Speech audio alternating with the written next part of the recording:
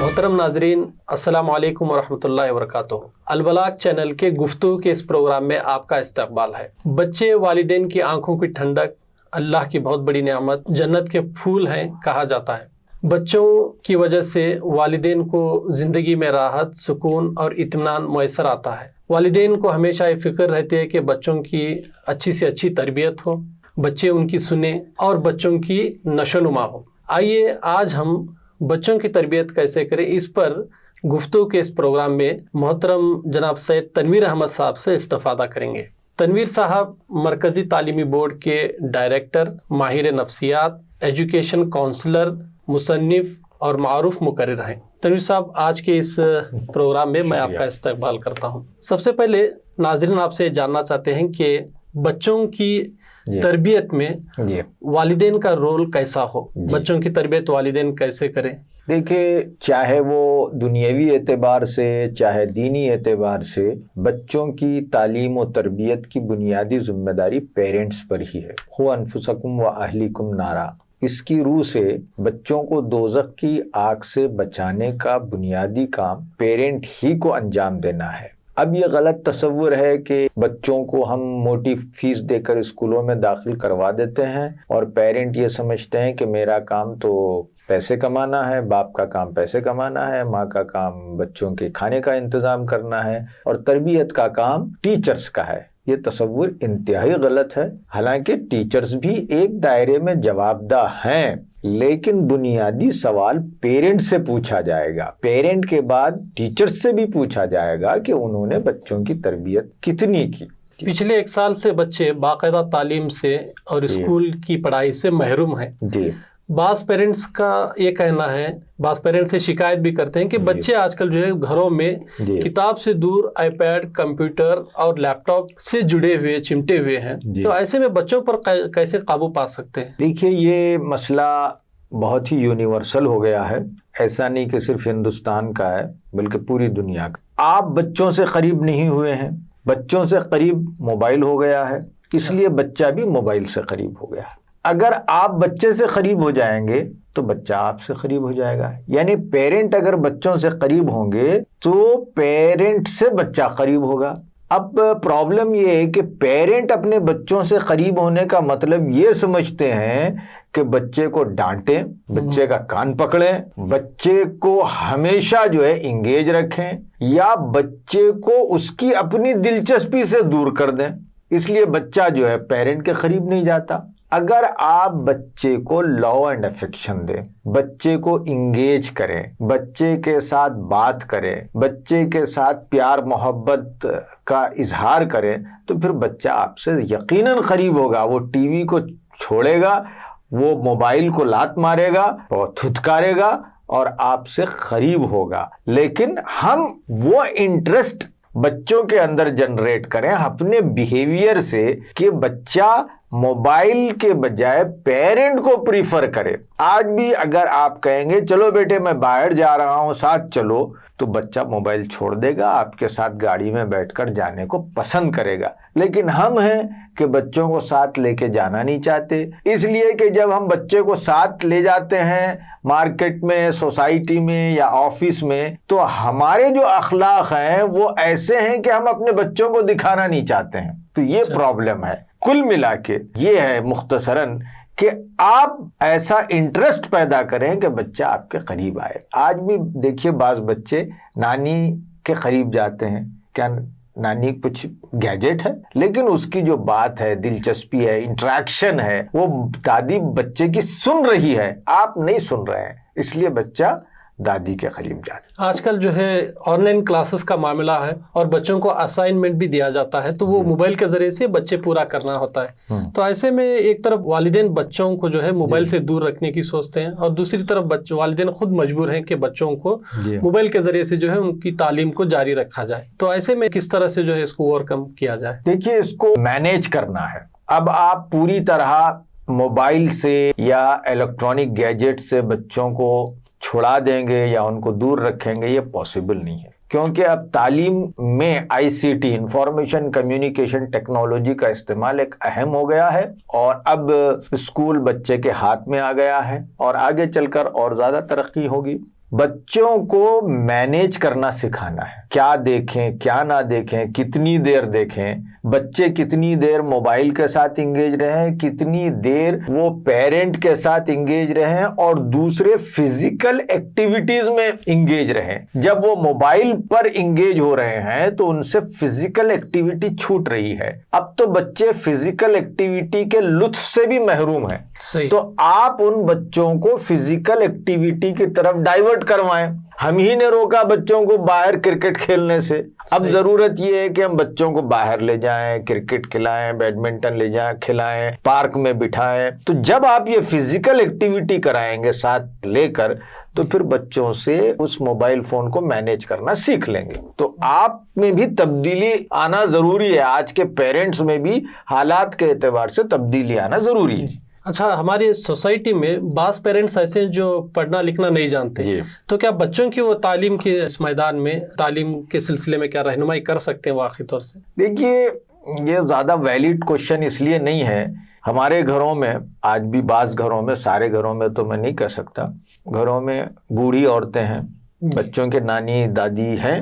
नानी दादी कितने पढ़ी लिखी हैं? बहुत कम घरों में ऐसी होंगी कि जो ग्रेजुएट हैं या मैट्रिक से ज्यादा पढ़ ली हैं जी, कम पढ़ी लिखी हैं। या फिर आप देखिए, आपकी जो नानी थी वो कितनी पढ़ी थी बनिस्बत आपके। सही। लेकिन आपका लगाव कितना था नानी से, दादी से? बहुत ज्यादा होता है, क्योंकि नानी इंटरेक्ट करती है। मोबाइल की कहानी टू वे नहीं होती है, जो उसने दिखा दी उतना ही आप एक्सेप्ट कर लीजिए, सुन लीजिए। नानी के कहानी बोलने में और मोबाइल के कहानी बोलने में बड़ा अंतर होता है। आज भी आप टेस्ट कर लीजिए। अच्छा। बच्चों को मोबाइल देख के कहानी दीजिए, उसमें वो कितना इंटरेस्ट जनरेट करता है। फिर एक नानी जब कहानी बोलती है तो वो टू वे कम्युनिकेशन होता है। बच्चा बीच में पूछता है, अच्छा फिर वो उसने, रामू ने ऐसा क्यों नहीं किया? तो फिर अब नानी उसको फिर एक्सप्लेन करती है, कुछ और कहानी जनरेट करती है, बताती है, उसके अंदर वैल्यू डाल देती है, उसके अंदर करेज इंसर्ट करती है। तो ये जो कम्युनिकेशन है ये इम्पॉर्टेंट है। तालीम से मुराद हम जो ये ले रहे हैं ना, मैथमेटिक्स, फिजिक्स, केमिस्ट्री, ये तो इंफॉर्मेशन है जो दी जा रही है। तो इंफॉर्मेशन जाहिरी बात है वो सबके पास होगी नहीं, तो इसकी कोई अहमियत नहीं है बच्चों की जहां तक तरबियत का ताल्लुक। तरबियत यानी सोशल स्किल्स बढ़ाना, ये टोटली अलग चीज है। और आज जो हम तालीम स्कूलों में दे रहे हैं, तो मैं समझता हूं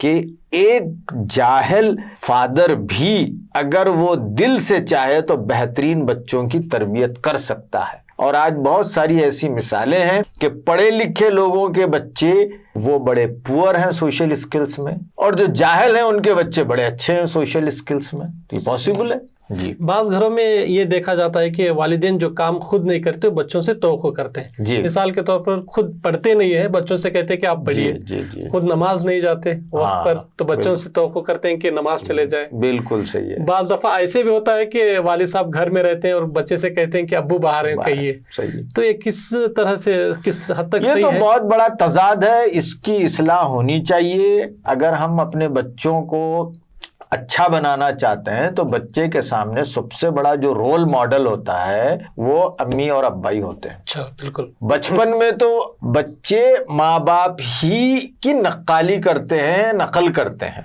अच्छा। ओके, अगर बाप सुबह बैठ के अखबार लेके, चाय लेके ये कहता है अपनी वाइफ को कि ओ पानी लेके आओ मरियम, तो आप देखेंगे बच्चा भी जो है अब्बा जाने के बाद ऑफिस के छोटी कुर्सी पे बैठेगा, पेपर लेगा और चाय की प्याली ऐसी लेगा और मम्मी को बोलेगा आप नहीं पानी लेके आओ। तो ये बच्चे के तहत शऊर में बैठती है चीज आप जो कर रहे हैं। तो इसलिए तरबियत का बेहतरीन फार्मूला ये है कि हम बच्चे के सामने मॉडल पेश करें, और वो मॉडल बच्चा पेरेंट में देखना चाहता है। सही है। और कई सर्वे बताते हैं कि पेरेंट से बच्चे कितना सीखते हैं। अच्छा। लगभग तमाम साइकोलॉजिस्ट इस बात पे एग्री करते हैं कि بچہ اپ ٹو 5-6 ایئرس جو سب سے زیادہ سیکھتا ہے وہ نمبر 1 ماں سے، نمبر 2 باپ سے. تو ہم کو ماڈل بننا بہت ضروری ہے.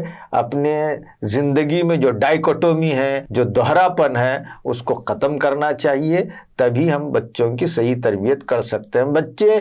بچوں کی تربیت کوئی میکینیکل عمل نہیں ہے کہ صاحب یہ فلاں لوہا ہے، اس کو فلاں اس میں ڈالیے اور اس طرح نکالیے. بچہ روبوٹ نہیں ہے کوئی پروگرام سیٹ کر دیجئے اور اس حساب سے کام کرے گا. نہیں، بچہ ہیومن بینگ ہے اور بچے کے اپنے اصول ہیں، بچے کی شخصیت کو ڈیولپ کرنے کے فطری تقاضے ہیں. تو یہ اسی وقت ممکن ہے جب پیرنٹ ایک ماڈل بن کے سامنے آئے. جی، بعض بچوں کے سلسلے میں کہا جاتا ہے کہ بچہ والدین کی سنتا نہیں ہے، پلٹ کر جواب دیتا ہے، صحیح ہے، غصے میں رہتا ہے اور گھر میں نہیں رہتا، فوراً اسکول سے آتے اپنا بیگ پھینکتا ہے، باہر چلے جاتا ہے. بالکل صحیح. تو ایسے بچوں کو کس طرح سے کنٹرول کر سکتے ہیں؟ دیکھیے اس کے کئی وجوہات ہیں، لیکن ابھی جو اسٹڈیز بتاتی ہیں اس میں جو بہت بڑی وجہ یہ ہے کہ بچہ گھر میں بیگ چھوڑ کر اس لیے باہر جا رہا ہے کہ بچے کو گھر میں سکون نہیں ہے، بچے کو گھر میں پیار محبت نہیں مل رہا ہے. ایک بڑا آدمی بھی گھر میں لیٹ جو آتا ہے، کچھ تو مجبوری ہوتی ہے، ٹھیک ہے ان کو ہم ایکسکیوز کر دیں گے، لیکن کئی لوگ ایسے ہیں جو گھر میں اس لیے جلد نہیں آتے کہ کہاں کی جھنجھٹ، کیا پھر بیوی سے یہی سننا پڑے گا، وہ سننا پڑے گا.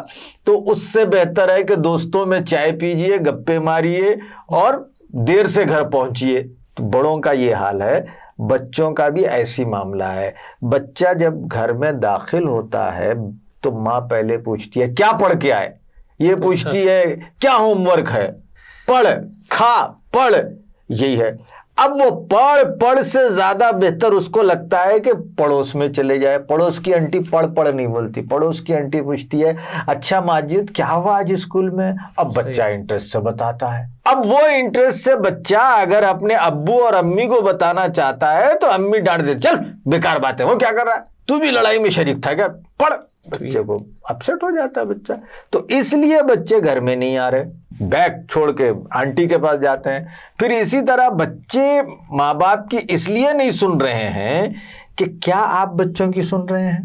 ہم پیرنٹ سے یہی پوچھتے ہیں کہ بھئی آپ بچوں کی سن رہے ہیں، آپ تو نہیں سن رہے ہیں. جب آپ بچوں کی نہیں سن رہے ہیں تو بچہ آپ کی کیوں سنے گا؟ اس لیے کہ آپ صرف باپ ہیں، اس لیے کہ آپ عمر میں زیادہ ہیں. یہ کوئی تو کرائیٹیریا نہیں ہوا. لو اینڈ افیکشن کا کرائیٹیریا تو دوسرا ہے کہ آپ اپنے اندر وہ جرمز، وہ خصوصیات پیدا کریں کہ لوگ آپ کے قریب آئیں اور آپ کی بات سنیں. محض عمر کی بنیاد پہ، محض اس لیے کہ آپ اتفاق سے باپ بن گئے ہیں، تو ایسا نہیں ہوگا. آپ باپ کے کوالٹی پیدا کریں، محبت کا اظہار کریں، بچوں کو سنیں، بچوں کے کنسرن کا خیال رکھیں، بچوں کے جائز مطالبات کو پورا کریں. بہترین پیسہ وہ ہے جو بچوں پر خرچ کیا جائے. یہ ہم نہیں کر رہے ہیں اور بولتے ہیں کہ بچہ میری سنے. کیوں سنے؟ بچہ نہیں سنے گا. صاحب یہ آج کے اس ڈیبیٹ کے آخری سوال کہ بعض پیرنٹس جو ہے جو خود نہیں بنتے بچوں سے ایکسپیکٹ کرتے ہیں کہ وہ بن. میں ڈاکٹر نہیں بنا، بچے ڈاکٹر بنے. میں ڈاکٹر نہیں بناؤں تو بچہ ڈاکٹر بنے. میں انجینئر نہیں بناؤں تو بچہ انجینئر بنے. بالکل. کیا یہ صحیح ہے اس طرح کا سوچ؟ نہیں، یہ سوچ بالکل غلط سوچ ہے. دیکھیے ہم کو تو چاہیے کہ ہم ماحول فراہم کریں. جیسا کہ زمین میں ایک بیج ڈالتا ہوں، جی میں جام کا بیج ڈال کے سیب ایکسپیکٹ کروں گا تو پاسبل نہیں ہے. بالکل. تو اللہ نے ہر ایک کے اندر کچھ پوٹینشیلز رکھ دیے ہیں. اچھا، جام بھی اپنی جگہ، امرود بھی اچھا ہے، سیب بھی اپنی جگہ اچھا ہے. صحیح. ہمارا کام یہ کہ اس درخت کو اچھی نگہداشت کر کے پروان چڑھائیں، اس کو بہترین جام کا جھاڑ بنائیں، بہترین سیب کا جھاڑ بنائیں. اب سیب کا جھاڑ بن کے آپ سیب کا بیج ڈال کے کہیں کہ نہیں اس سے سنترے ہوں یہ ایکسپیکٹ کریں تو غلط ہے.